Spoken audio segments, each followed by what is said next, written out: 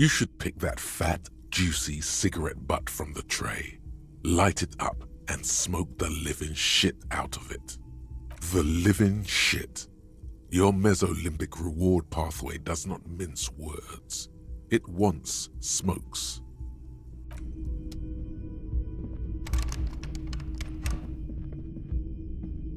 The door is closed. Still nothing. Still nothing. This door can...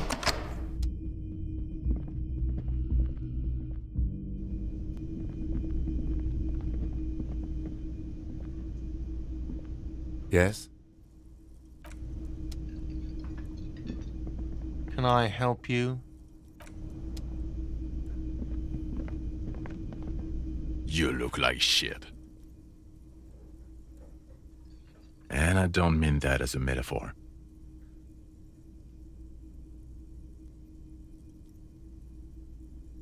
Like undercover? Well, as far as disguises go, this is one of the best I've seen. I mean, I could swear you're an actual bum. Oh, come on, Jean. It looks like it's been a rough week on him. It's not just this week. What do you want? There's something about this guy that matches with a face in your head. A similar, but different face.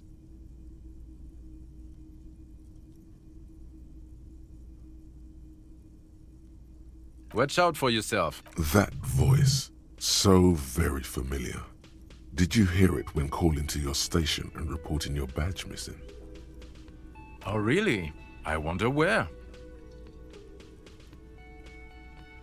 That's the where you remember me from?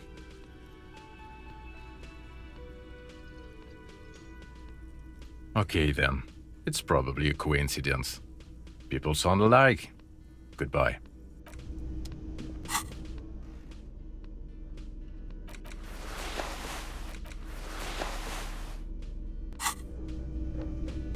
Again?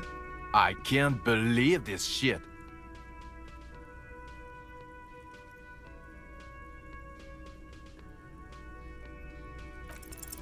You know what it is. It's like the two of you know each other. Just ask him. Oh, I definitely know you from somewhere. Another life.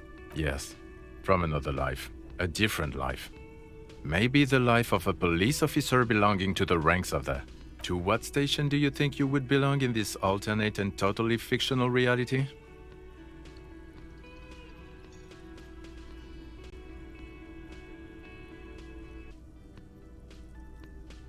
Okay, that's plausible. That's entirely plausible. Now we're really getting somewhere. Somewhere good. Okay.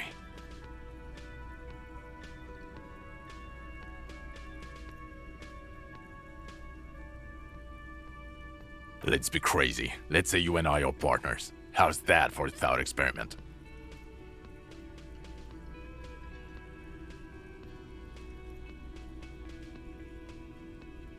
No, because in this thought experiment we are police officers in a police station. We don't do crimes. We're not crime bros.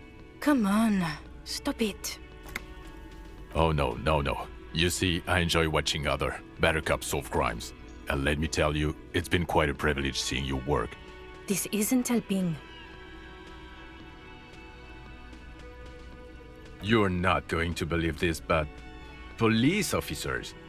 Yes, sir. Solving crimes, locking up bad guys, and get this, and not getting that drink on at 2 o'clock.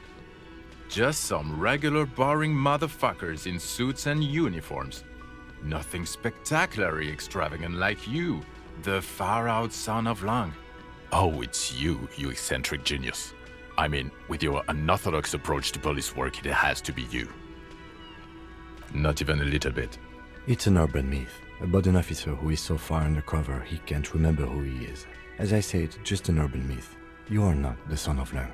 He's trying to protect you from further rough handling, dished out by this sunglassed man. Okay, yes, you get the joke. Leave it at that. Neither can I, partner. Neither can I. It's a mere second, but it feels like you saw something. I'm not getting involved in... It's not my style, he thinks, glancing at the man in sunglasses and the woman beside him. Oh boy, they're mad at him. No wonder. He just doesn't recognize them. About what? You don't look like a cop. You know what you look like? I don't know. A sad stack of shit next to someone far more proficient? No. 'Cause it's not my job. Why don't you go and fucking do yours and solve this damn hanging?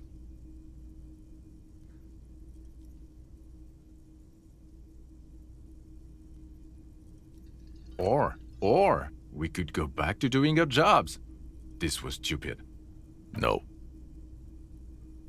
No, he doesn't. If I wasn't clinically depressed, I'd burst out laughing. But I'm gonna go with no right now. Or... Okay, the man with the sunglasses and his hypothetical Station 41. Weird, right?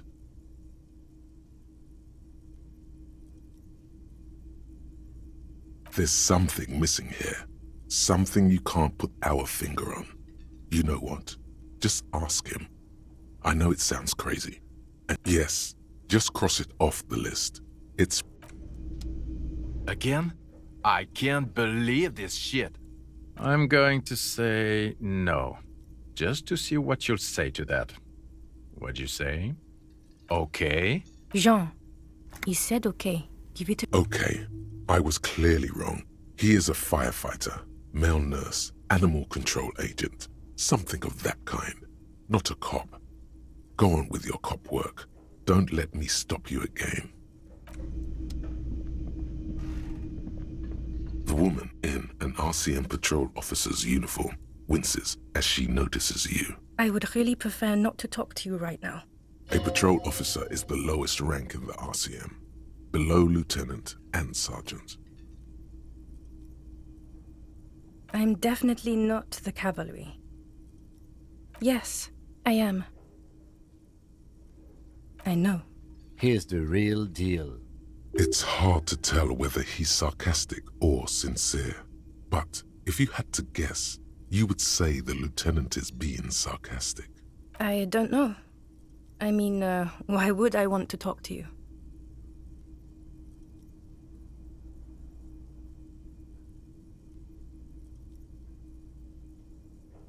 No, you haven't wronged me.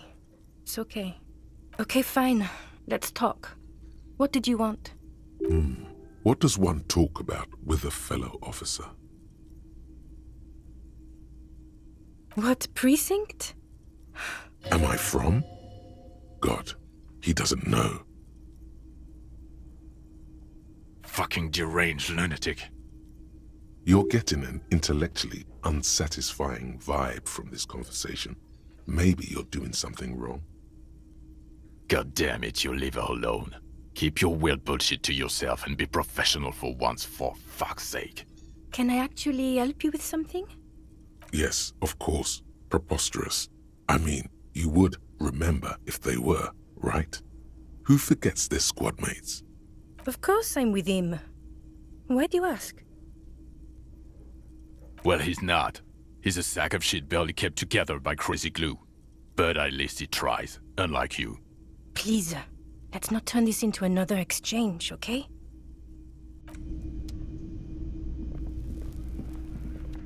Hi, gendarme. Another rendezvous. I am. So are you. What brings you here? Admiring the atmosphere. What about you, officer? Convenient. But what are you doing here? Talking to me? Oh yes, let's see. He knocked on my door a few days after the lynching. I think he was going through the entire building, asking questions. Nothing. That I didn't see anything. Why shouldn't he? What friend? No, I don't think it came up. Muscular, handsome, strong, like one of those military types. Yes, but he was speaking to someone on his earpiece. Just reporting back whatever I was telling him. Oh, let me think. He had an accent. You sounded like one of those mercenaries. He sounded vaguely Oranese. No, not vaguely, scratch that. He sounded definitely Oranese. Sure. Anything else on your mind? You did. And how did you like him?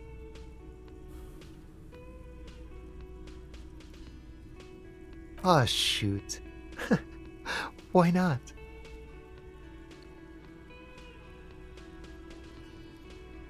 A visitor from the first world. He's not like you and me, gendarme. He can always return to his opportunities in Occident, sur la clé. Still, his coming and going brings some life to the village. Or is it just money? I don't know. Friends, I told you. Sunday friends. Friends who like to get together from time to time. Bet he won't be there when times get tough, I guess. It is. On Sundays. He has keys. And he likes the view. To the sea, I mean.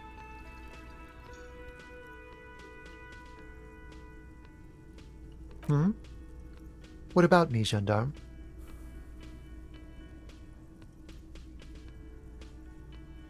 Bye-bye, gendarme.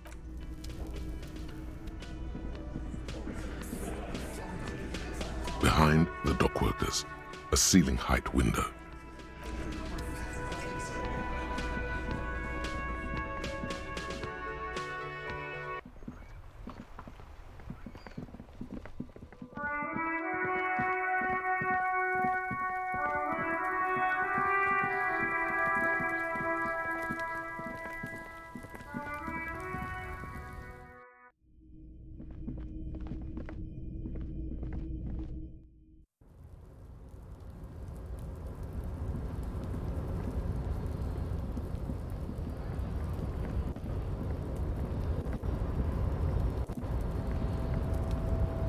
Tarpaulin cloak with possible RCM.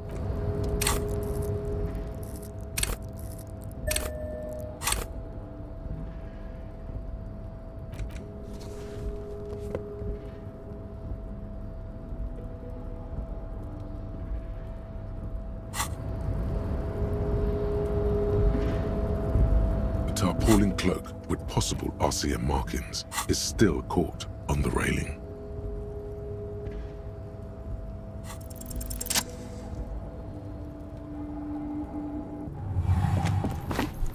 As you leap in the air, a chilly breeze engulfs you, sharpening your senses.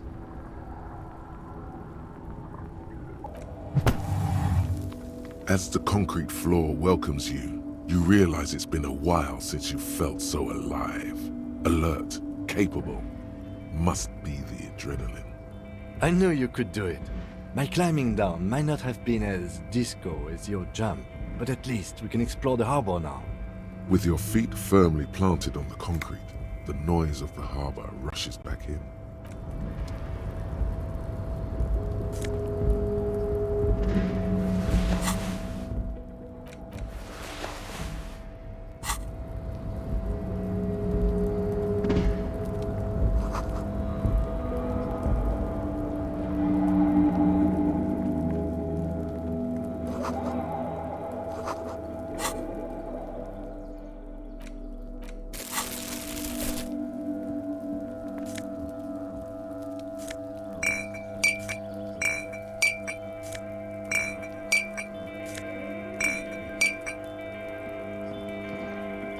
This is the night watchman's booth. The name on the door reads, René Arnaud. If you must. But please hurry, we are pretty easy to spot up here.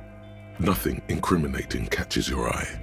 The cabinets are clean and their sparse contents meticulously organized. There's a framed photograph on the looks like the inhabitant is rather pedantic when it comes to order. Let's get going. The entire neighborhood can see us up here.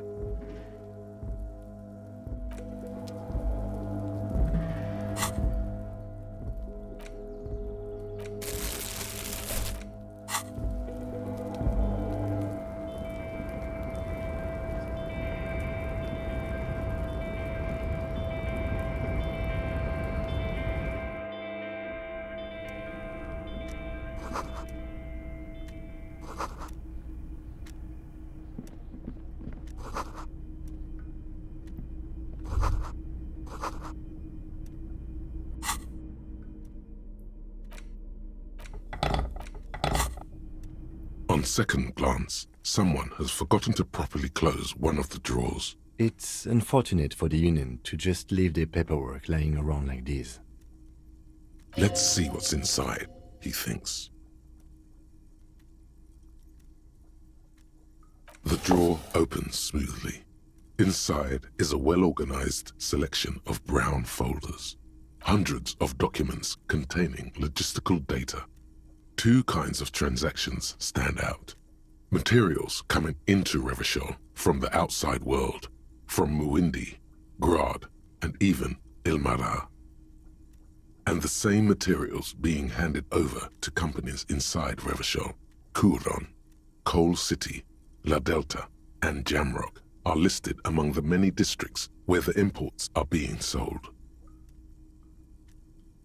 It's hard to make sense of this thicket of company names, dates, quantities, and percentages. You try to focus, but the lines are getting blurry. Whatever's hidden here is hidden well. Concentration isn't enough. Only a trained accountant with a background in logistics would be able to really make sense of it. However, there is a little handwritten note stuck on the side of the drawer. It appears to be a to-do list written in large, uneven capital letters.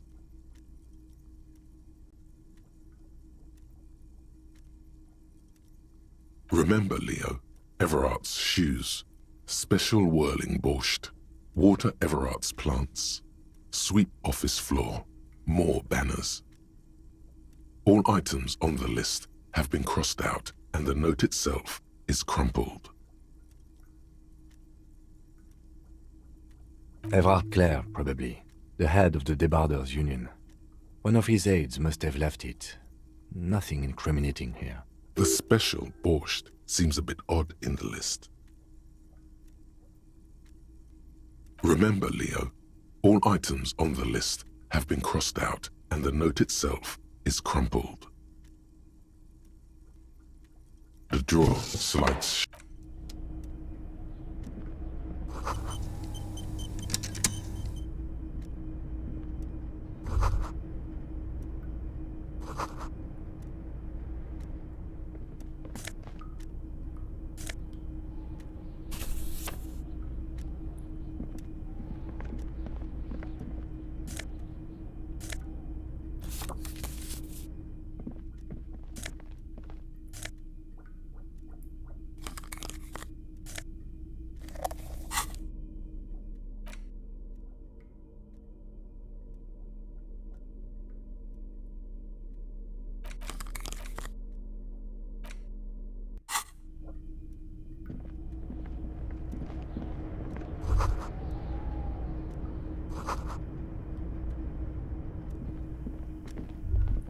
An imposing combination of a punch clock and a payphone is looking down at you from the wall.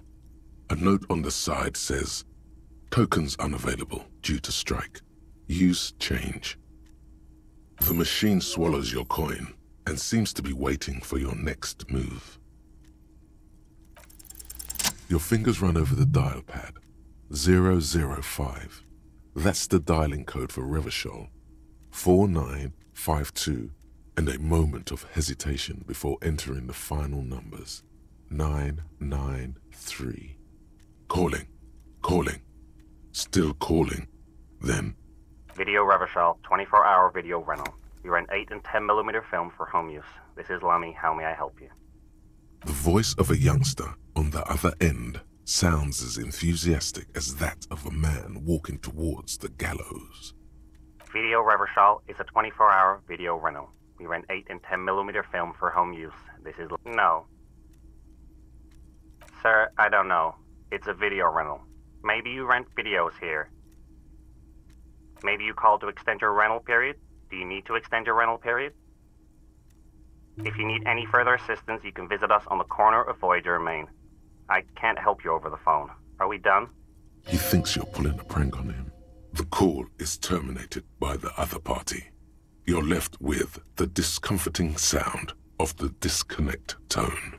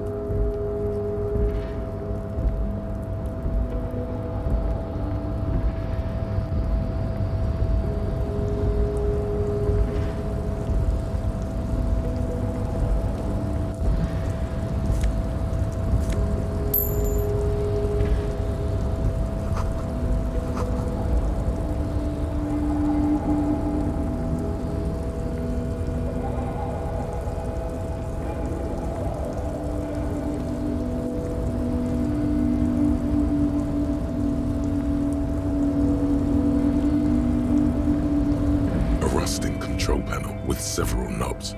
2 buttons marked Marche and Arrête are faded with use. It seems to control the large crane above. Marche. On. Arrête. Off. With a loud grind, the crane shifts overhead, moving a massive metal container through the air.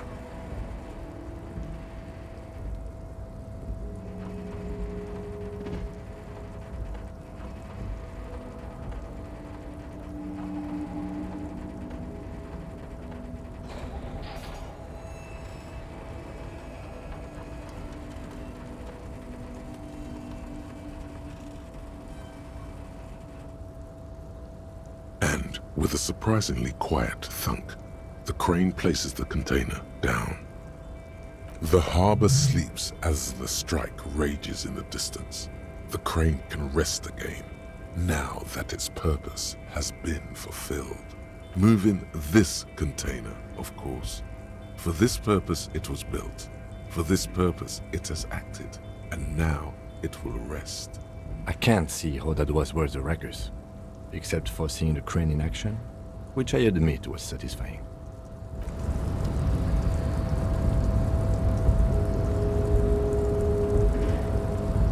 Before you stands a cargo container, just one of many in the yard.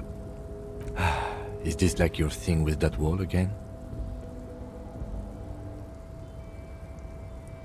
There are a million containers here. Why are you fixating on this one? You just picked one out because you wanted to interact with a cargo container. We are not here to interact with containers. We are here to get the body down from the tree. No reply. The knock produces a hollow ring of metal. Doesn't sound like there's anything inside the container.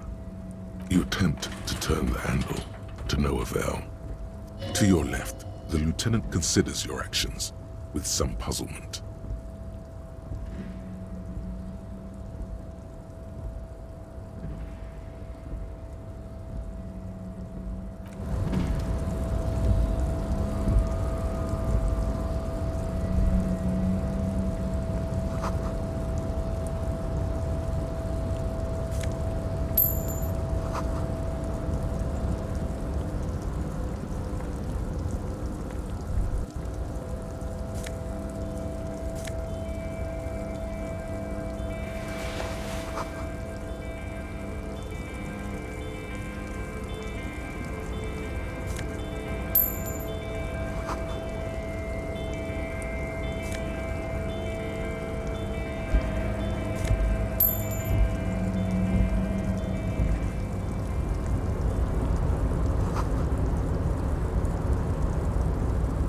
Container, container, I'll turn you nice and red. Container, container, put the logos on. The lyrics to this container song are being made up.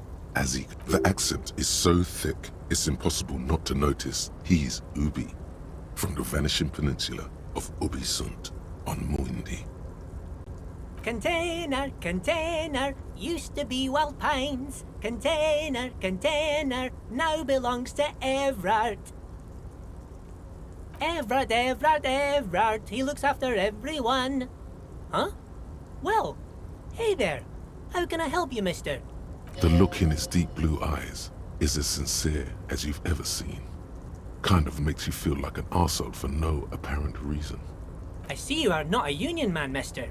Did you get lost? You're not one of them scabs, are you? I mean, I don't personally mind. Folks is just folks, you know, and folks gotta eat. Just some of the other guys don't look too kindly on the scabbing kind, if you know what I mean, mister. Oh yes, born and raised in Irish, mister. Mum had to leave my dad after he got a bit violent. Took us here to the new world. I was about 10 then. Too old to lose my accent then. People say us Ubis are up to all sorts of trouble with sheep and other animals and whatnot. I just want you to know there was never any of that where I come from. No sir, those are just nasty rumors. Thank you for clarifying that, sir. Oh, I'm just making some covers for them containers here. Yes I am, yes I am. so it's easier for the crane operators to spot them.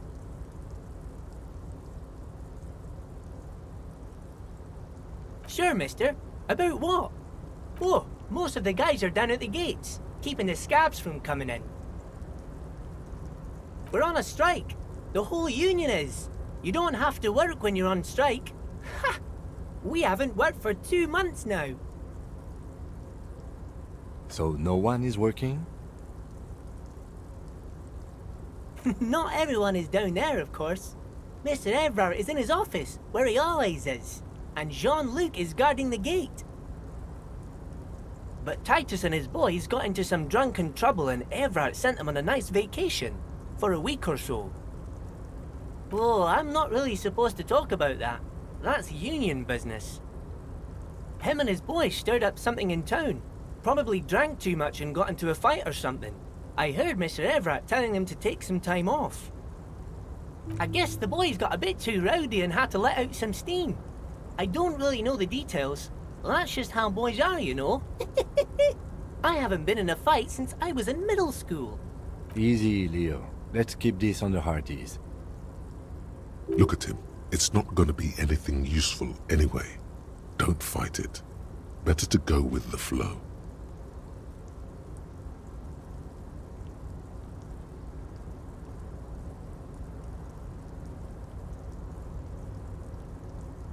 I remember I was the runt of the class. The bigger boys always used to pick on me. You see, I had a bit of a temper back in the day. Flew off the handle like nobody's business. But Mr. Evrart and his brother always came to help.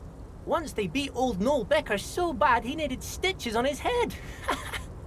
Noel never started another fight with anyone after this. Mr. Evrart and Mr. Edgar are real nice guys, mister. You should go talk to Mr. Evrart. I'm sure you'll be good friends. He's friends with everyone around here. You're never getting anything useful out of him. It's good enough you found out Evrart has a brother called Edgar, and he helped Leo. Oh, we're on. So, But Titus and his boys got into some drunken trouble and, well, him and his boys stirred up something in town. easy, Leo. Look at him. It's not going to be anything useful. Too late. Leo's mouth is still moving, and the words are spewing forth. Words. Now he's talking about some drunk sawmill owner who... No. He already switched to a prized fishing rod he apparently owned. Yes, yes. Everybody needs a job, and this is mine. I'm Leonard, by the way. Leonard Bellick. But everyone calls me Leo. I'm like Mr. Everett's right-hand man, when Actually, Miss Beaufort is the right-hand man, but she's a lady. Who is this, Miss Beaufort? A real pretty lady with a skin like those douce sucre candy bars my missus likes so much. Them are real nice to suckle on once the dinner is done and me and the missus sit down beside the radio. But I can't listen to the radio all the time. There's so much to do around here and I'm always busy keeping things running here. Yes I am, yes I am. Stay on this Miss Beaufort topic. Oh, Lizzie, she is a real sharp tool. Mr. Evrart put her through some fancy school and everything, east of the river. 4 years she was gone, and when she came back, she was all fancy and lawyerly. He respects that word. That's obvious. But she's a real nice girl. Grew up in this here neighborhood, knows everybody and gets along with everyone. Real pillar of the community one day, I'm sure. For a fraction of a second, there's sadness in his eyes. If me missus and me was to have a child, I'd be real happy if she turned out like her. But she can't have kids. Dr. Lemaitre said so, and she knows about such things. Been a doctor for almost 50 years, she has.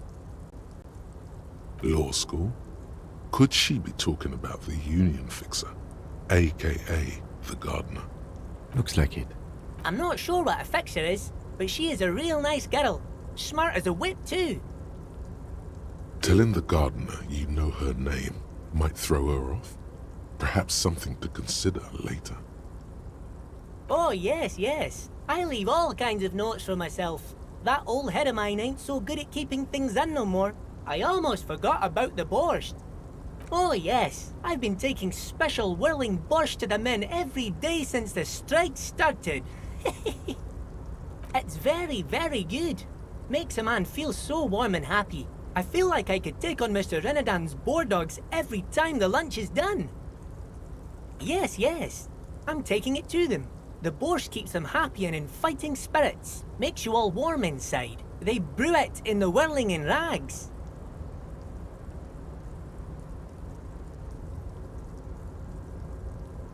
Oh, the whirling's cook. He makes it. Them is always talking with Mr. Mañana in that weird language and laughing together. He doesn't speak what we speak. He's from Grad. Oh, sure, mister. Sure. You do that. Yes, sir. Oh, that one. That should be empty as far as I know.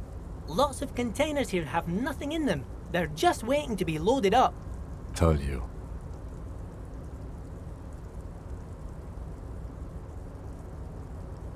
Oh, you want Mr. Evrart then? He's an awfully nice fellow, he is. Him and his brother are both nice fellows. They've lived their entire lives in this here neighborhood. Guys like Mr. Evrart and Mr. Edgar, his brother, are real good guys. Made Martinez what it is today. Mr. Evrart and Mr. Edgar and I went to the same school we did when we were boys. Oh, Mr. Evrart is where he always is. In his office, of course.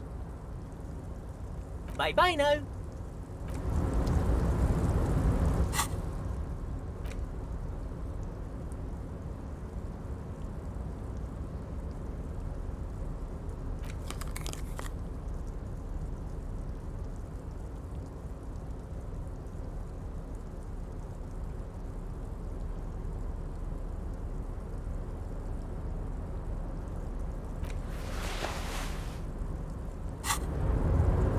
Hey, mister. I knew you'd be back to talk with old Leo here. Yes, I did. Yes, I did. It's like Lady Larice said when she opened a bathhouse in the basement of my apartment building. They can only get so far before they're aching to get back. And lots of folk really did keep coming back. No trouble at all, mister. No trouble at all. Oh, I'm just making some covers for them containers here. Yes, I am. Yes, I am. So it's easier for the crane operators to spot them. The containers in the yard are green in Wild Pine's livery, and the mountains rising behind Leo is all red in Union colors. It's like some red infection was spreading outwards from the container yard's core. There appear to be cisterns underneath the Union container covers. Yes, they are hiding it from the inside. All the red containers have the Debarders Union logo on them. No, not really. Mr. Evrart doesn't tell me all the big things. Says I go and tell them to everyone. Oh, I don't know, mister. They say it's some chemicals. Most of them have labels on them, I think. Oh, no trouble at all, mister. No trouble at all.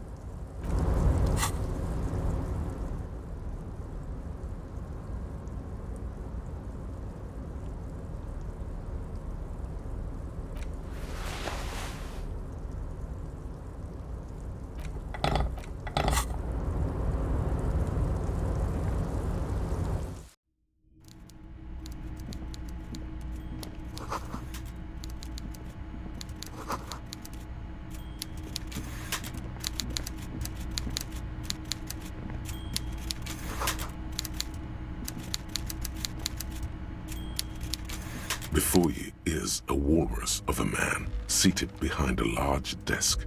He looks up from his work, not the least bit surprised to see you.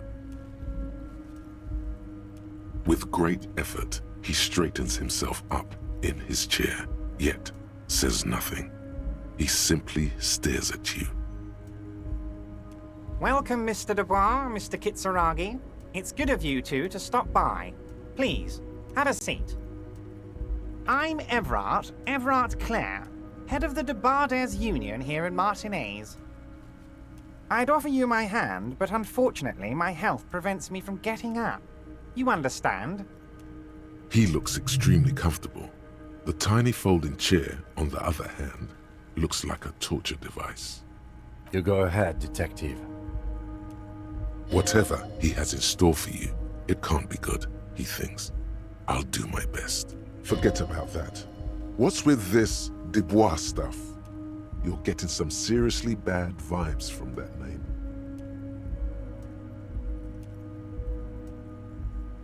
Excellent, Mr. Dubois. I can see that you're a reasonable man, and reasonable men can be of great use to one another.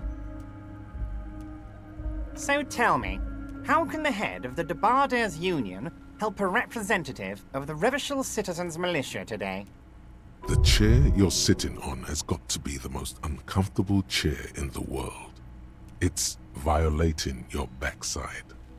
Oh, by the way, I heard you got a rather rude reception from a certain Lawrence Gart. Some people have no manners, it pains me to say. This should take care of that nonsense.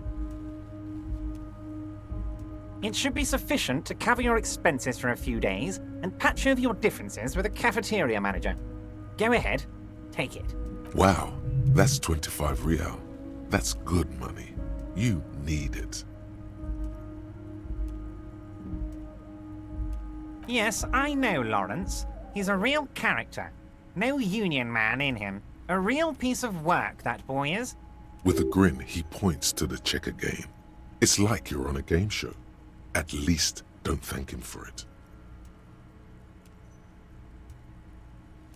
Okay. I respect a man with principles. No handouts, then. Now, I'd like to set your mind at ease about one other matter.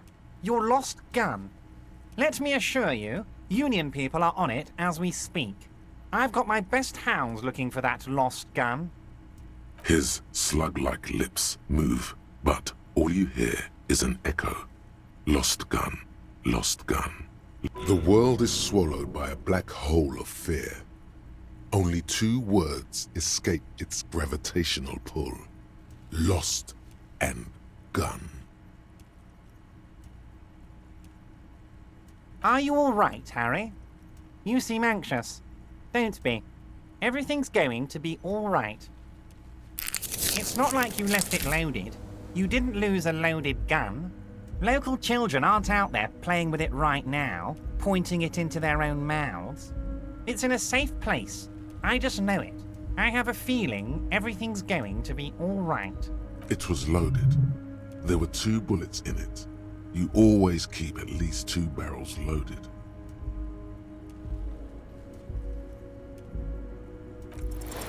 God, you're sweating. Your knee is jerking. You're about to cry, aren't you? You're about to cry because you lost your gun and those children are gonna shoot themselves with it. Mr. Dubois, you don't look so good. What is this, Mr. Dubois? He keeps repeating. What is he trying to pull here? You need to cool the fuck down. Chill. Mr. Dubois! Mr. Dubois! Harry!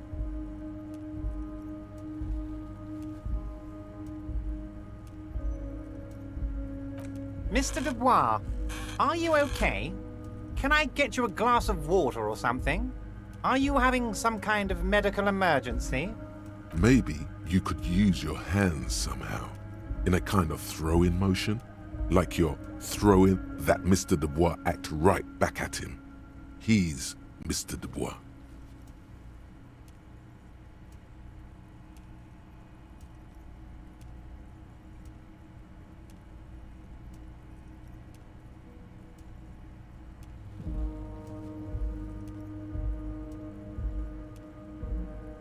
What an odd demonstration of... you got me, Harry. I don't even know what. As entertaining as it was, I'm afraid we're wasting our time. And I'm an extremely busy man, as I'm sure you are too. Okay, enough. We are here to ask you some questions pertaining to a murder investigation. Quick, here's your window. Get yourself together and ask him questions.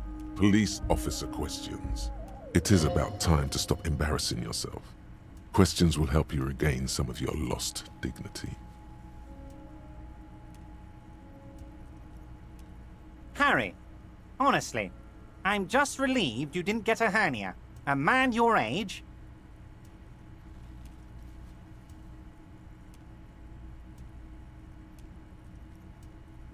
Yes, yes, Harry. You are obviously in peak physical condition, and I salute both your initiative and your physical prowess. Very impressive, Harry. Very impressive. Anyway, I assure you, I am a very well-informed man. Information reaches me before I even get the chance to request it.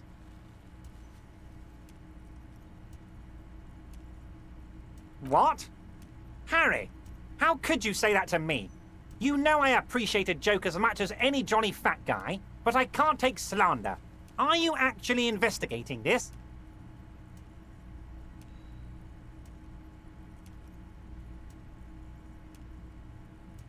You've hurt me, Harry. Me, a friend. But you know what? I trust you, like I trust all my friends. And I know you'll never talk to me about this again, because you don't want to wound me. So do what you want, and let's change the subject. He's hiding his real reaction beneath courtesy. Thank you for your understanding. We will continue to do what we must. You too, Lieutenant. You know, I like you, but you never were my favorite. I'm a Harry guy. I'm Team Harry. None taken.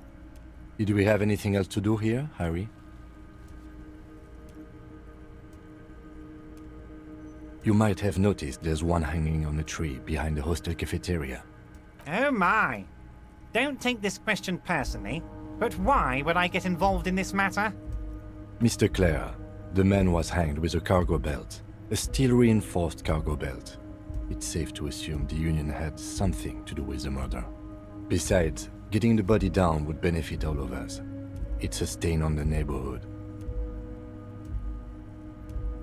I can certainly see how having him up there might start affecting some real estate values.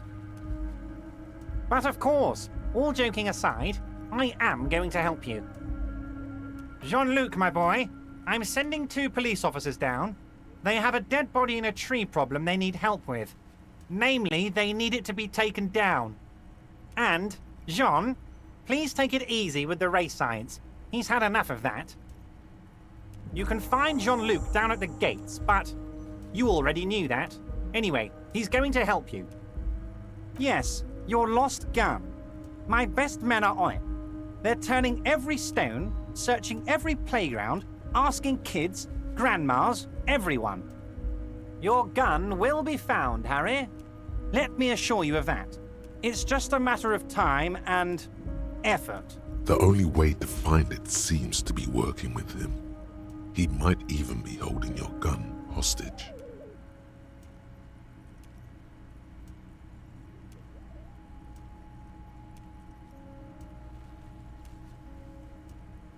Who knows? Only one thing is certain.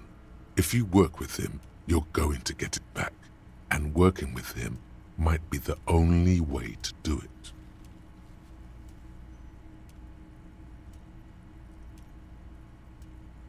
Yes, thank you for the hot tip regarding your lost gun, Harry. My men have indeed factored in that you pawned it. Now please, let the professionals do their job. Kick back, Harry, relax. I have great guys on this. You focus on what's important, building our relationship for the good of Martinez. It did not come as a surprise to him. He might actually not be bullshitting. I don't care about my gun. I love it, Harry. Wish I could be like that, but I can't. I have a responsibility to this community. I can't have a loaded gun out in the streets. The officer is exaggerating. Of course we care about the missing firearm, and we are actively looking for it as well.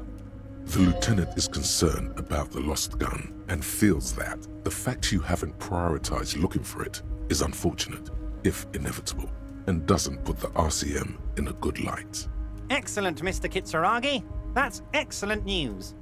Looks like we have a friendly gun-finding competition on our hands. Oh, of course. That's your main thing here. That's why you're in Martinez. I know everything that goes on around here, and I would love to help you like I'm helping you with the body and your lost gun. I mean, it's no secret that the lynching is connected to the strike. So much to talk about. Honestly, it's been weighing on me so heavily. I understand You need to interview me? But there's a thing that's been keeping me up at night. I want to talk about the hanging. I mean, if we could just calmly talk, exchange information, we could blow this thing wide open. Yes, that sounds good. Let's do that. But I can't think straight with this thing weighing on me. You're police officers, aren't you? I have a crazy idea. You guys are basically door-opening machines, incredibly talented at opening doors. I'm not sure I understand. If you're asking us to break down someone's door, it's not going to happen. Come now. I just need you to go open a little door for me and leave it unlocked. A simple thing. Absolutely nothing shady about it. Keep it cool, baby boy. You can use this. Groove with this. Play along. Let him throw his weight around. And when he throws it too much, and you've got him off guard, that's when you trip him up.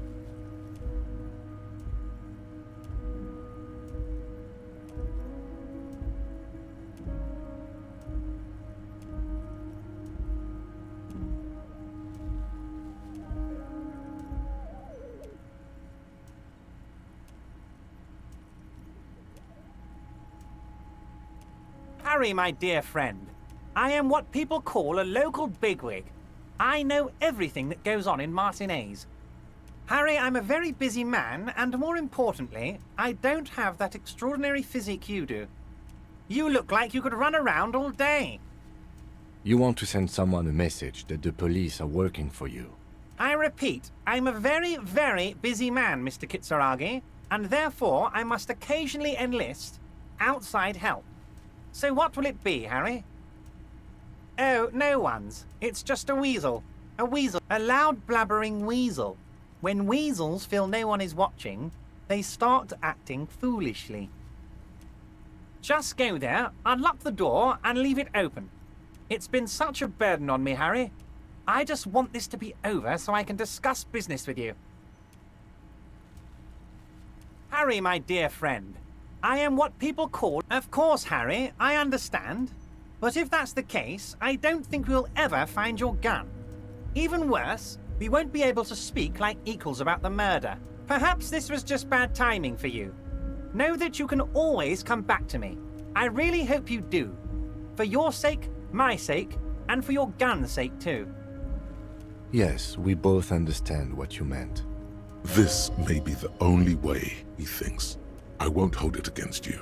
In fact, we probably should reconsider later.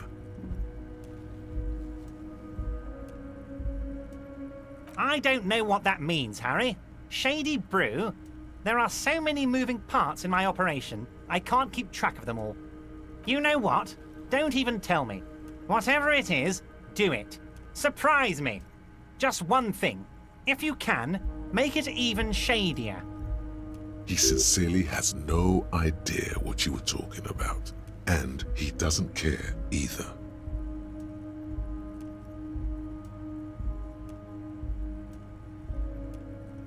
Oh, that's very nice. I haven't gotten around to her yet. I'm very, very busy, you see. I hope you're getting along. One thing I want to make very clear, Harry, is that this is not some kind of union versus corporation situation. Everyone is just pals here. We're all trying to do what's best for Martinez here. Don't feel like you can't cooperate with her because you and I are such good friends and I'm helping you get that nasty body down from the tree. And with finding your lost gun. I'm not a jealous guy. What do you mean, Harry? Nothing. I let him go. He's an old man, Harry. I wanted him to spend more time with his family. God knows how long he's got left. Harry, I have little people in my organization. I would never call someone a midget. What is this? Honestly, I'm beginning to think you're a midget, Harry. I'm only kidding, Harry. You're not a midget. No one is. We're pals. Vanished? Harry, the woman left her casserole in the oven and couldn't make it here in time for the voting. Oh, did I leave my casserole on? Better go home and check. The election can wait. When she got back, the whole thing was over. Wait, there was no mention of a casserole from Joyce. Harry, Harry, Harry. Do not fixate on this little matter. Maybe it was a rabbit stew, or a hairdryer, or an iron. The point is, her heart wasn't in it. Mine was. If it's spilled blood you're looking for, then there certainly isn't any in his expression or demeanor now. Yes, yes. Low balling, of course.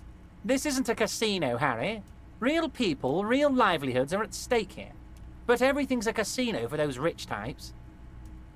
His expression makes it clear. This is childish and irresponsible behavior. If she actually wants to see me, she will find a way. Any good negotiator would. And I just don't have anything to discuss with a bad negotiator. It's a fortress. He knows she can't get in here. He doesn't want to see her. It's as simple as that. Of course, Harry. Let me just assure you one more time. It's perfectly okay to share anything we discuss here with this Joyce. This is a completely transparent organization. I have no interest in what she is doing, but I myself have nothing to hide. Your business is your business, and I respect your privacy. Just remember, none of this is secret. Tell her about all of it. My brother's picture, my singing swordfish clock. Tell her how overweight I am and how I'm helping you find your lost gun. Tell her about everything. Evrart doesn't mind. It is rather interesting to tell people things about each other, isn't it? It was nice telling him about her right now. My dear Harry, there are literally millions of containers in this harbor. I couldn't possibly remember what's in all of them. I rarely do, Harry. I have people for that. Now, you were saying? Wait. You need this to get in and out through the gate. Here, you're one of us now. A real red and white union man. Take care, Harry.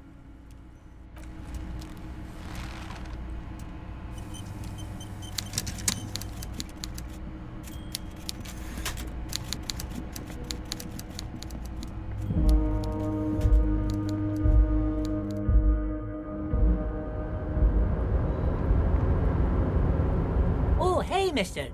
No trouble at all, man.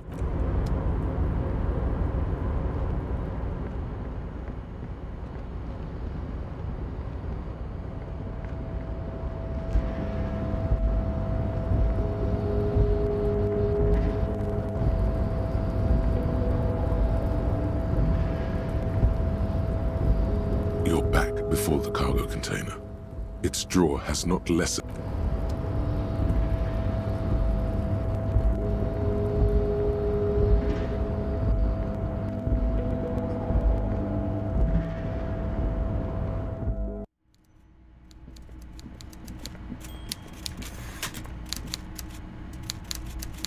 Mr. Dubois, a pleasure as all. My dear Harry. Harry, you smooth-talking son of a bitch. Time is a precious resource, and I don't have enough of it to count containers with you. Smooth talking. Maybe that's the way to go about opening the container. You should at least See you soon, Dubois.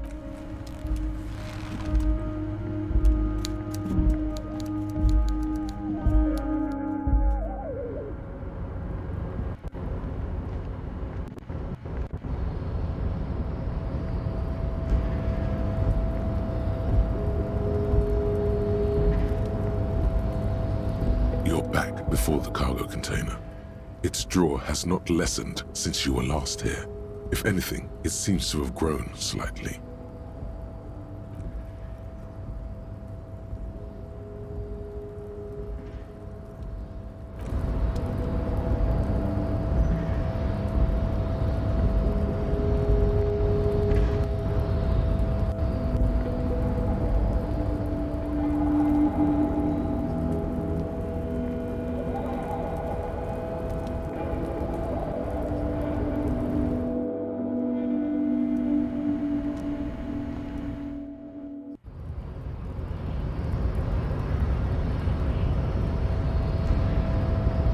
unpromising race pupil returns. So it was. You surmounted the harbor wall in a display of athletic prowess to reach my superior, then had him give me an order. I salute your cunning, and I will remove the body from the tree. With You're so noble, Measurehead. There's a but. But while I am gone, someone must stand guard on the bridge. That someone needs to be you. Both of you. This is the uncomfortable result of not taking it down ourselves. I can live with a compromise. Listen to your little friend. He is wise in his childlike way. His mysterious race may yet prove fierce competition to my heroic haplogroup. Fine. Goodbye. Return to your degeneracy.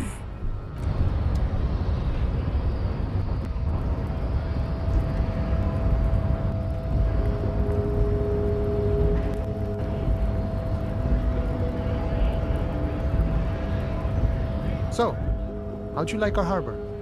You've been in there, he means. Talked to the boss man too, probably. It's but a rest area on the path leading across open plains. Right, you talk to the boss, eye to eye, like men of the plain. If you have any more questions, I'm set to talk. The mercenary, eh? Who could have killed him? That's indeed the question. Why even do such a thing? What a thought! Why would noble workers resort to such a thing? Unless they were pushed, of course. Your dead guy was an enemy combatant. He was an agent of the opposition, attempting to undermine our honorable efforts.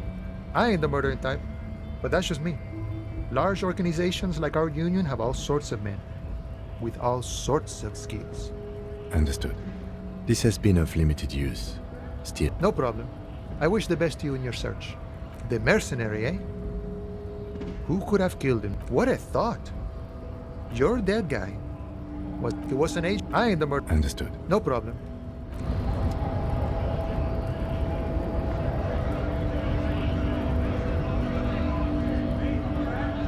Right to work!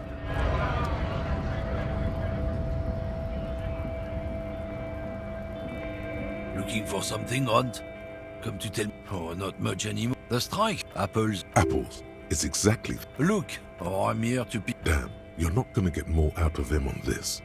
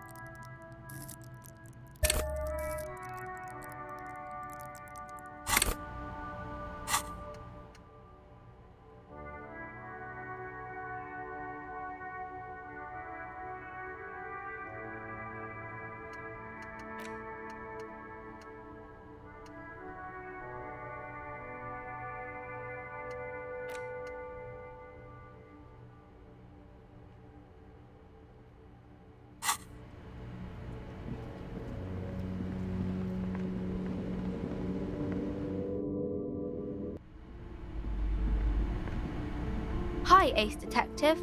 Are you here for more book?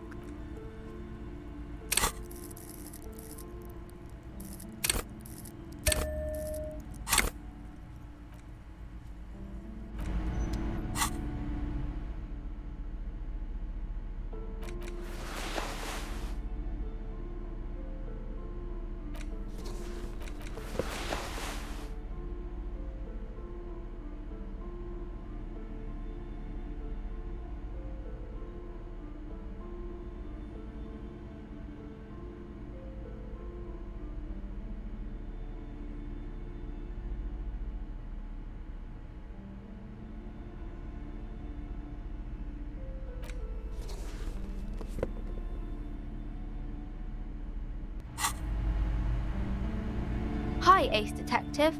Are you here for more books? Because you know each other. She's been talking to you so openly because you've talked before.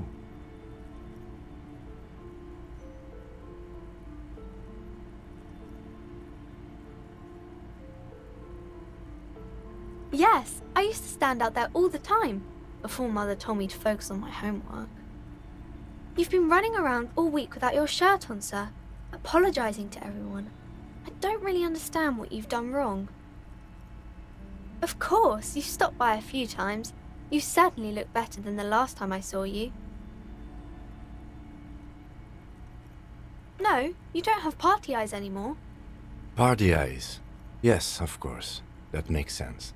I'm not surprised children have seen you running around with party eyes on, he thinks. You know, like a cat in the dark, all big and wide-eyed. It certainly looks odd on a man. The swiveling eyes of a loony drug addict. That is what she meant. You were probably gurning too. Good thing she didn't say party eyes loud. Her mother's nearby. Fuck yeah. You should get some party eyes right now.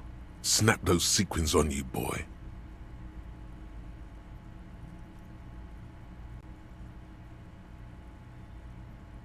Don't leave us hanging like that, man. Open yourself to the experiences of the world. Expand your consciousness with amphetamines. I didn't know I had to do that. I'm glad I could help you, sir.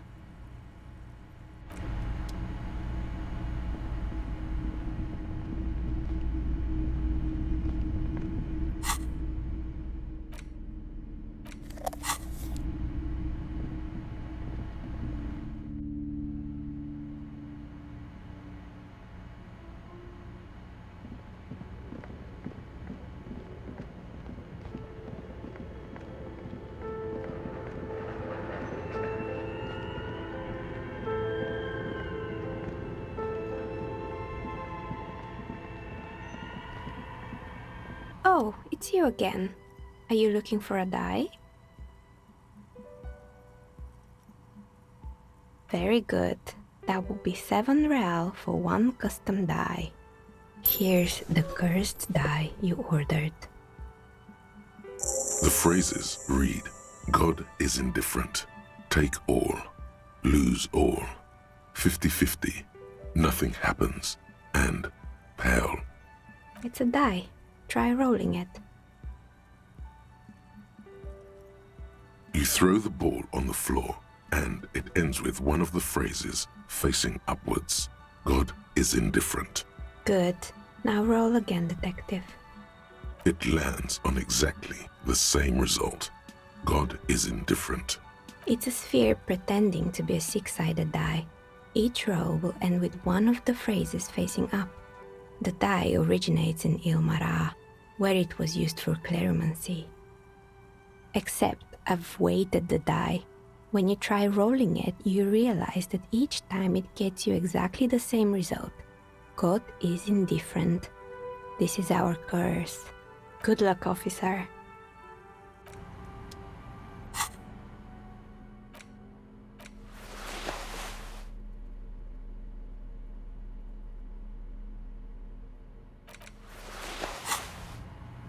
Oh, it's you again.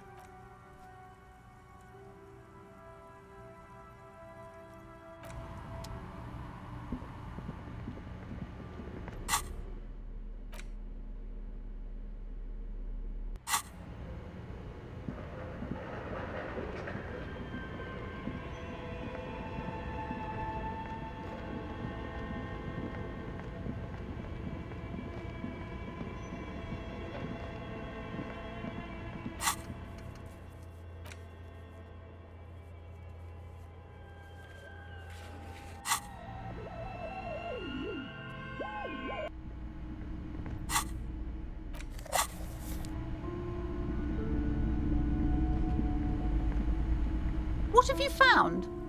And also, do buy the books. There may be teachings in them. Okay, but please, only a few questions. You wouldn't... Yes, the Simonees are very crafty, and their ward... The woman looks aloof, her features much softer. And no novelty dice maker? Well, spit it out. Why does she need the dice? For some kind of sorcery? Sometimes they use the ankle bones of sheep. I don't understand. If it's not her, then where is the source of the doom? How did she explain the curse? The narrative she's built herself, it does need tearing down. Just don't say you don't have any answer yet. The uncertainty is killing her. To hell with it. Perchance you ought to just lie, sire.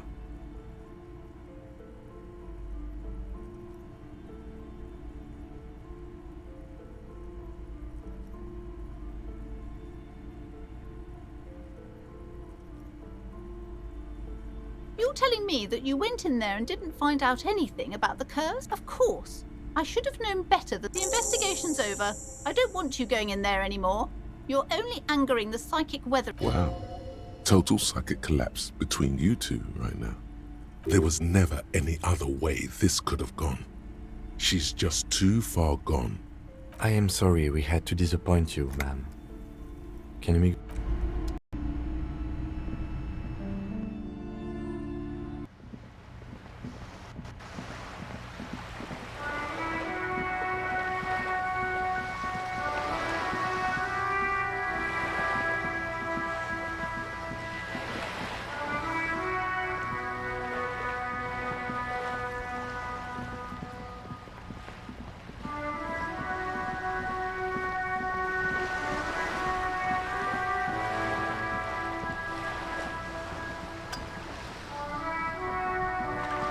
You're back.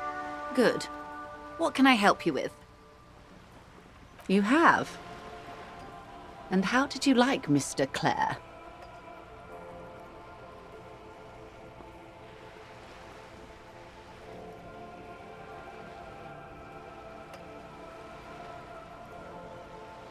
Oh, come on now. He has his uses. How else would he have stayed in power all these years? Or wait, actually...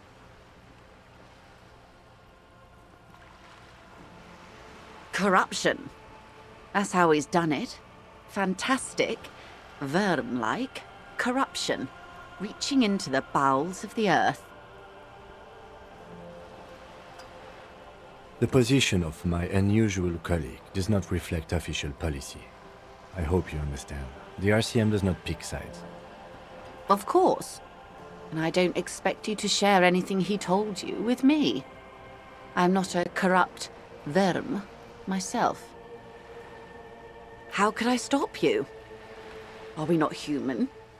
Are we not curious to hear another person's take? It's only natural. We would only be gossiping. Intellectually speaking, it would be quite interesting to hear what she has to say about these things. Yes, your disgusting necktie agrees completely. Let's gossip. Of course, Detective. Should something come up later, down the road? Until then, is there anything I can help you with? More lessons in basic reality? My favorite part of the day. Go ahead, ask me anything.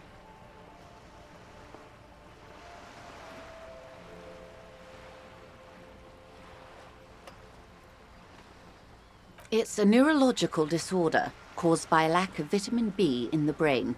Symptoms include a retrograde amnesia. It's quite serious. You should get yourself checked out. She conveys it in short, cold bursts, trying not to invest too deeply in the condition of this doomed detective. In case he goes down later, souring the entire portfolio.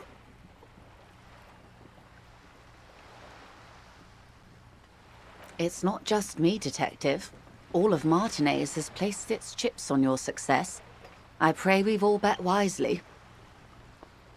Well, it's either bariatric surgery or long-term alcohol use.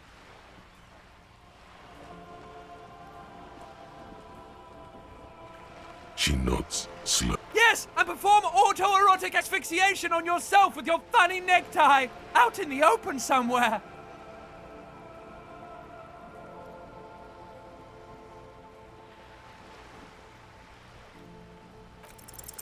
It remains a mystery what you mean by this something close. This isn't about you. It's about reality. She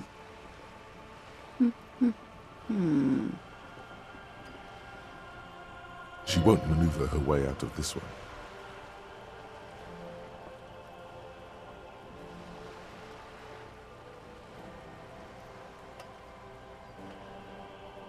I am the vilest of the vile. A traitor, a devourer of nations and infants. I am an ultra.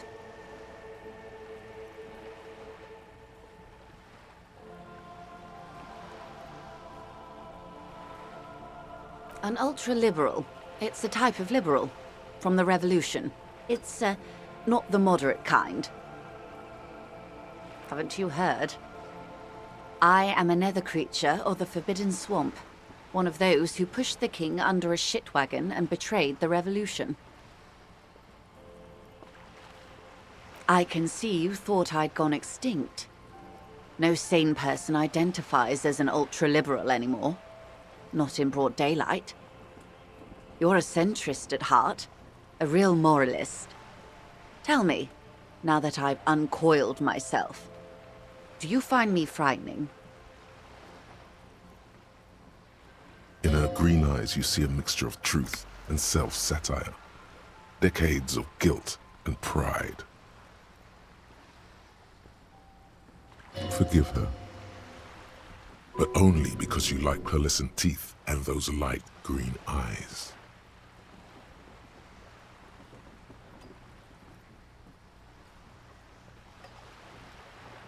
A devil, who being of great charm and guile, sneaketh into the homes of the godly. I hope so. I hope we are able to continue as friends despite my scaly bulk, and the insanity, bloodshed, and transfer of wealth that took place here. It was not the plan all along. When the dust settled, the liberals were the only ones left to clean up the mess. By virtue of their survival, they were handed enormous power to shape the future. With due respect to our overlords, the eternal caretaker government that keeps Martinez a monument to the efficacy of its artillery, I would not have relinquished sovereignty to the Coalition. Not here in Martinez, and not in the Stella Maris or Delta Beachheads either. If not for my own sake. Then for my daughters. We had an obligation to defend our sovereignty. We should have burned the whole Isla down rather than let them have it. Dark orange flames reflect in her green eyes. An oil fire on the ocean. Perhaps. My intellectual vanity will be my undoing. You're no dummy yourself. A smart boy getting smarter, one basic term of reality at a time. Yes, I suppose I am. But I wouldn't be a patriot anywhere but here. Seditious talk, man. Yes. Whatever else I am, I'm also a mother and a wife. Now, a bird? A sphenicid? A flightless bird of the polar regions? Some sort of krill hunter? No, wait. You're an ancient ruin. A symbol of hubris and decay. Half submerged in some salty sea.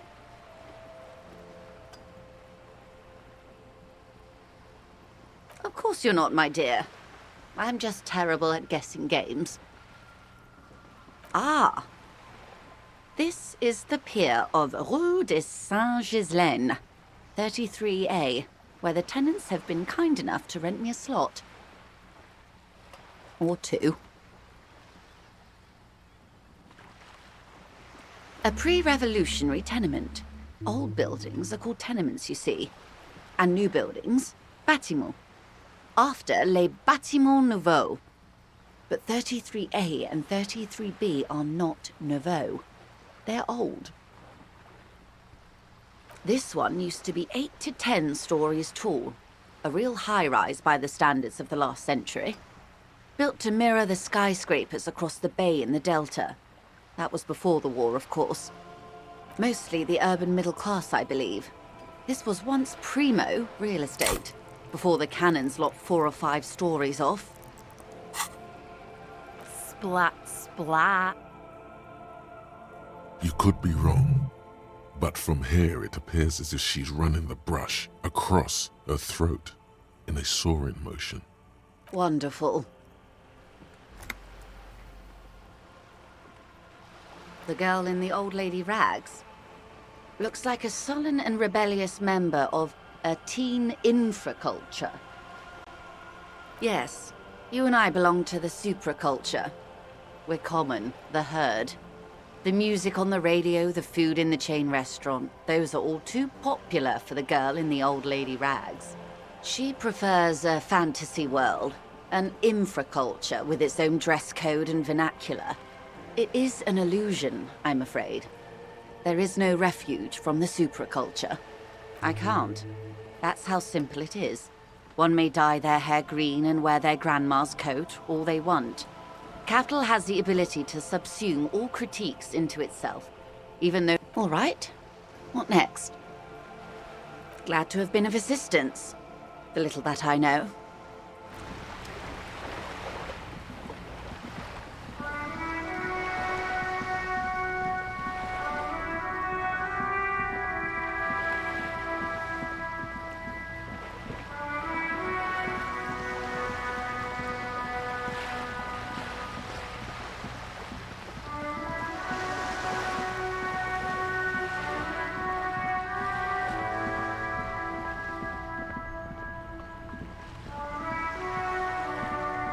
Officer! God damn it. Pull yourself together, René. What do you want? Still, all you see is an old soldier refusing to replace his uniform. Anything else I can assist you with, officer? Yes, the Debardeurs Union pays me to stand vigil during the nights. Not out of any political allegiance, mind you. I'm an old man.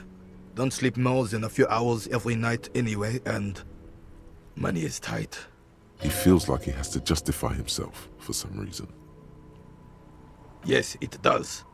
Unfortunately, I wasn't working that night. Been on a 2-week leave since last Monday. It's a private matter. Nothing to do with your investigation.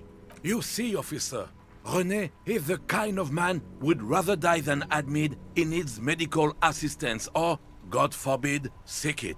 A real man's man is just gonna ride it out. I'm fine, goddammit. Mind your own business. It's nothing. Just got to cut back on coffee. No one. The bus has been unmanned since last Monday. There's no other guard. It's just me. No one has been guarding the container yard since last Monday. Yes. It's not actually an issue. I mean... Look, officers. The container yard doesn't actually need a guardsman. Never had one before René. Monsieur Claire had that booth built specially for him. It's mostly decorative. The possibility of someone being in there is enough to discourage any ill-minded individuals. Evrart created this job for René because he knows the Royal Carabiniers' pension of honor and PTSD isn't something a man can live off. A decorated Kingsman collecting tear reflects bad on the whole neighborhood. His words.